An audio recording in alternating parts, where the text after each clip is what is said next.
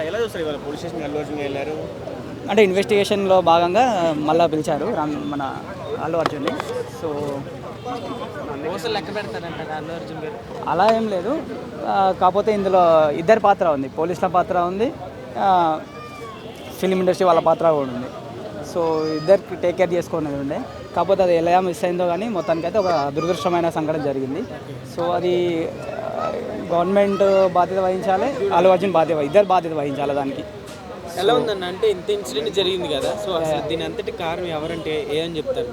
చెప్తున్నా కదా, పోలీసులు ఫస్ట్ అతన్ని రాకుండా చూసుకోవాలి. ఒకవేళ పర్మిషన్ లేదంటున్నారు, సో పర్మిషన్ లేదంటే ఇంటికనే హౌస్ అరెస్ట్ చేయాలి పోలీసులు. అదొక ఇష్యూ. కాకపోతే మరి అతనికి సమాచారం అందిందో తెలియదు అల్లు అర్జున్కి. సో అతను కూడా క్రౌడ్ సమాచారం ఉందో లేదో తెలుసుకొని అక్కడ రావాలి. సో ఇద్దరి పాత్ర ఉంది అందులో. కావాలని ఏం లేదు. గవర్నమెంట్ ఏంటంటే సామాన్యులకి అండగా ఉండాలని గవర్నమెంట్ ట్రై చేస్తుంది. సో ఒకవేళ ఇది పట్టించుకోకుండా మళ్ళీ గవర్నమెంట్కే పేరు వస్తుంది, పెద్దవాళ్ళని వదిలిపెట్టారని. చెప్పండి. సో కాకపోతే ఇన్వెస్టిగేషన్లో భాగంగా అందరినీ ఇన్వాల్వ్ చేస్తున్నారు. ఇదంతా జరగటానికి కేవలం అల్లు అర్జున్ గారి అభిమానులే కారణం అంటారా? ఏం చెప్తారు? ఎంతో ఇది ప్యూర్లీ ఇట్ ఇస్ యాక్సిడెంట్, అది ఎవరి కారణం ఉండదు.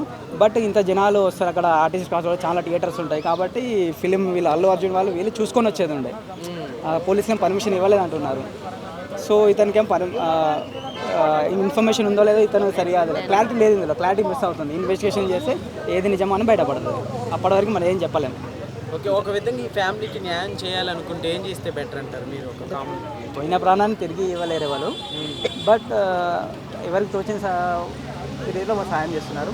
ఎంత డబ్బు ఇచ్చినా ప్రాణం తిరిగి రాదు. కాకపోతే ఆ బాబుని మాత్రం ఇంకా మంచి ట్రీట్మెంట్ ఇవ్వాలి, త్వరగా అతను కోలుకుంటాడు చేయాలని అనుకుంటాను. ఓకే, పోయిన వాళ్ళు ఎటు తిరిగి రాలేరు. ఒకవేళ అల్లు అర్జున్ గారి మీద ఎన్ని కేసులు పెట్టినా కానీ ఆయన జైలుకి పంపించడం అనేది కరెక్ట్ అంటారా? కావాలని జైలుకి పంపిస్తే కోర్టులు ఉన్నాయి, అతను కోర్టులో పోయి కూడా డిఫర్మేషన్ వేసుకోవచ్చు. కావాలని ఎవరు ఒకవేళ ప్రూవ్ అయితే అతను వెళ్ళడం ఎవరు ఆపలేరు.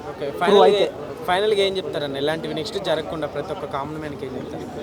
అంటే ఎవరి సెక్యూరిటీ ఫస్ట్ యాజ్ ఏ ఇండివిజువల్గా మన ఫ్యామిలీ సెక్యూరిటీ మనం చూసుకోవాలి. అంత క్రౌడ్ ఉన్నప్పుడు మనం వెళ్ళాలా వద్దా అవి కూడా చూసుకోవాలి మనం ఇండివిజువల్గా. రేవంత్ రెడ్డి గారు క్లారిటీ చెప్పారు మొన్న అసెంబ్లీలో, మ్యాక్సిమం బెనిఫిషియల్ ఉండవు, రేట్లు పెంచమని చెప్పాడు. అది సామాన్యులకు కూడా కొంచెం మంచిది అనుకుంటున్నాను నేను.